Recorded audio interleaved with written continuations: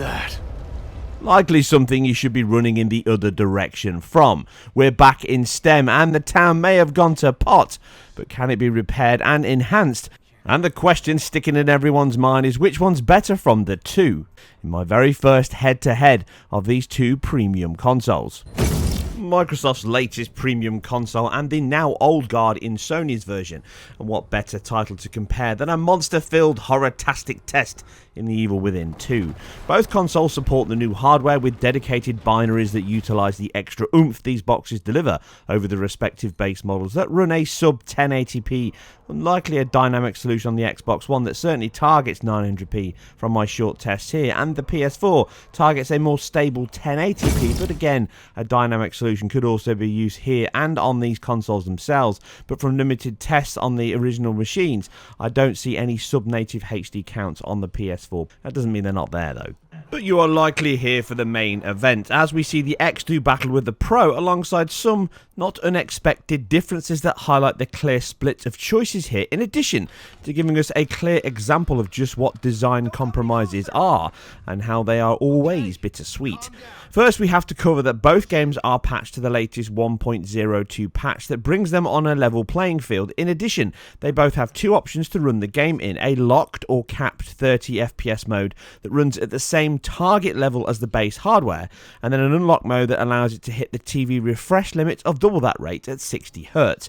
Now, even though these two modes are the same, the way they are delivered and how successfully they are indeed differ greatly at points, but I will get to that later.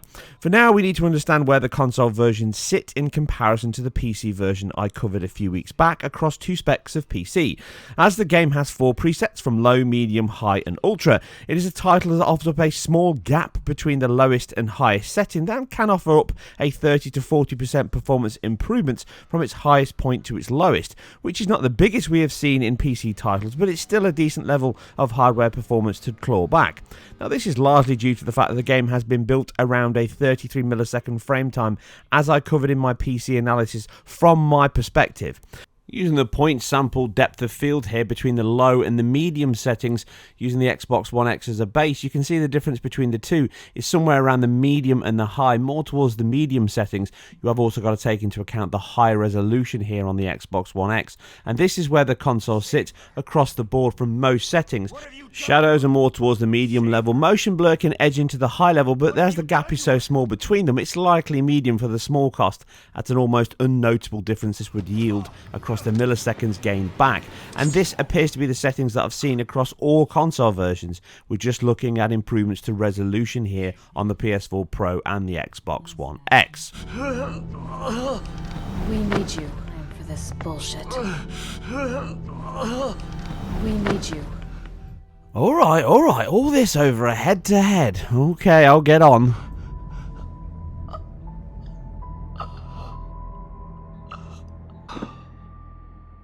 So when I covered the PC, hitting a locked 60Hz option, no matter the hardware, is far from easy and largely not possible on nearly all PC configurations available, I would guess. But the same 30Hz rate at 4K can be done, but again, it needs much better than my GPU, the 970, that's the best that I have. The game can chomp through 3 to 4 gig of VRAM quite easily, and this is an obvious bottleneck for the Nvidia card. Ramp this up towards 4K and this becomes an obvious chokehold for it, and it will always limit this card's potential for modern games. This is also true of the 750 Ti, which could really not run this game at 1080p levels without any level of consistency anyway. Now, this is true no matter where you set the game, even down to low doesn't hit you a 60 FPS, and we've already established that the consoles run it around the medium levels. So with the visual settings matched, we come to the resolution options. We see something I've been talking about for the past year or so. The lack of VRAM on the Pro model does and will limit the ceiling on its resolution. This comes from the allocated amount being only 0.5 of a gig higher than the PS4, or half a gig higher, 512 megabytes, and with a tiny 10% increase in VRAM space and a 23% bump in bandwidth, this is not in contrast to the 133% leap in GPU performance, which hamstrings the potential of the GPU, much like we see with the 970, but not quite quite as drastic. Now, what does this mean in practice? Well, it means that without more work to optimize MRT sizes, reuse data, and generally spend more time under the catch-all optimizing stage, it leaves the machine memory bound quite quickly once you start increasing the resolution over that 1080p base. We see that here with the Pro version, offering up a 36% improvement over the base 1920 by 1080, hitting a 2240 by 1260 ceiling. Now, this could of course be dynamic, as could all versions, but it likely hits this all the time, and from my counts this is what we see. Now, the X clearly has an advantage in this regard, more of everything over the Pro, and even more so over its own base model. We see the 360% boost in GPU throughput, 226% boost in bandwidth, and 63% increase in VRAM to 9GB allocated for games over that entry-level machine means this glass ceiling is not hit by the X, and we instead see a new 3200 by 1800 level over the base X1's 900p, an increase of 3 times the base model, and that again approximate 100% higher pixel throughput over the Pro. Now, we talked about this at the hardware reveal, and it's far more of a differential than the teraflop count many will focus on.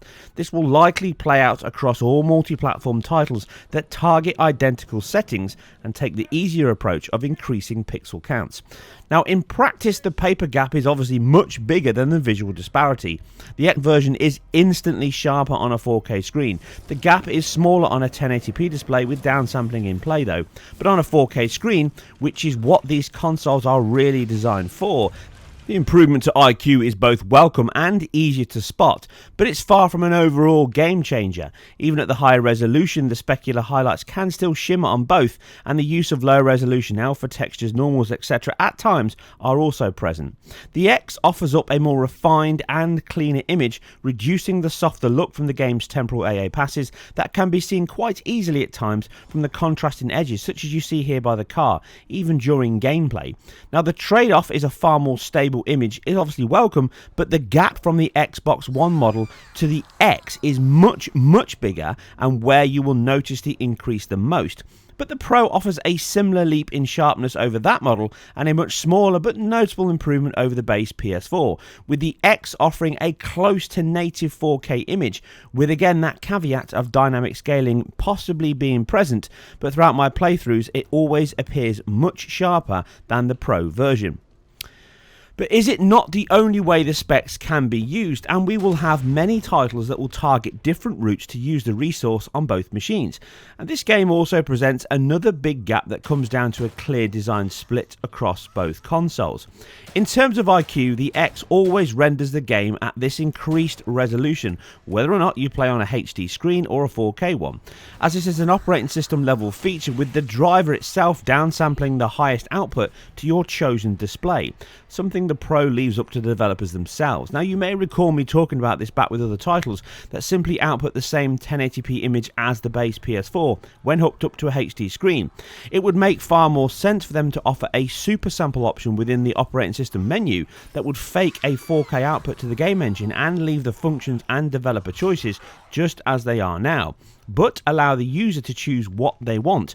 But with this title having an unlocked frame rate and the resolution gap we have just covered, you can see where one big advantage and one disadvantage lies with those choices. As I say, compromise is an ever-present mistress. Removing the 30 cap on both machines has very different results in the output, and my metrics here. We see the 100% leap in pixel count come at the cost of the X's performance curve at these settings on this game. Now, this is not a benchmark title both a software or hardware perspective. This is certainly a title that has a target of 33 milliseconds, and it needs brute force power to get above and beyond that. But it also shows a split between these two options that Sony and Microsoft have taken. And as you can see from the on-screen performance and visual comparisons, visually the Xbox One is the clear winner here, sharper and cleaner. Even if this is a dark game overall, you can still see and notice the difference, specifically on a 4K screen. But if you have a 1080p one, then that gap is not quite as large, but the performance one can certainly show some differences. We see upwards of around 50 to 60% improvement on performance due to the fact that the PS4 Pro can output at 1080p if that's what you hook it up to or you set it in the menu screen. You cannot override this on the Xbox X. So this means that you are gaining all that performance back on a title such as this, and you can see 60 FPS where you rarely see anything above 40 on the Xbox One X. Now, I must stress, this isn't the best title to demonstrate this, and it certainly isn't a game that I would recommend to run at 60 FPS, due to the fact that the performance at certain points can still dip quite low, so you're lurching between 16 milliseconds and 60 milliseconds. That can make the game feel worse. But there are points in the title where it hits 60, as you can see on screen in later examples, but it does tend to average somewhere around the 35 or 45s on the PS4 Pro in action, dropping down to even below 30 on both machines in heavier cutscenes. This isn't a title that really demonstrates the abilities of both these machines, but it does clearly demonstrate that split between operating system choices and overrides. This means that even though you might benefit more on a 4K screen from the Xbox One X, with the PS4 Pro, at least you can choose between performance or visual clarity on some of these titles. Now, this doesn't stop developers putting those options in on the Xbox One X itself. That's obviously already happened. Gears of War 4 is a good example of that, as is other titles as well on the machine. But it means when the developers don't do that, you still get that choice here on the PS4 Pro, and even though it may not be a huge advantage in this title, there may be other games that are released throughout the lifespan that show this off to a better potential. You gotta be kidding me.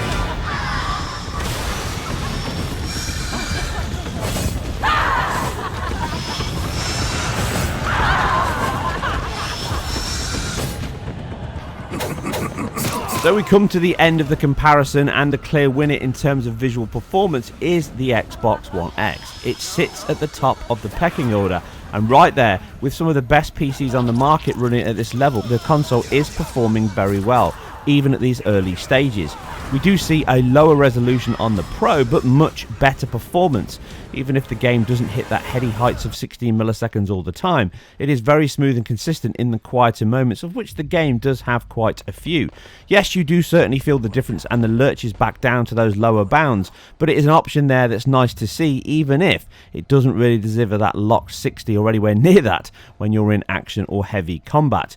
It is a great title and improves over the base model significantly, specifically compared to the Xbox One model, which looks very, very blurry and soft when you jump between these versions now, and on a 4K screen it can only look worse, and performance on that machine is also much lower. So overall it is the one to avoid, but if you have an X, then all of a sudden this game takes on a whole new meaning and a much cleaner aesthetic. Even if those performance levels still have a few hiccups here and now, it certainly hits that 30 target much better than it ever did on its older brother. As always, if you guys and girls enjoyed this, please leave your thoughts and feedback below. Please like and subscribe because it really helps me immensely, and share where appropriate. If you also want to chat, don't forget you can follow me over on Twitter and support the channel on my Patreon link below. You guys and girls take care, and I'll see you on the next one.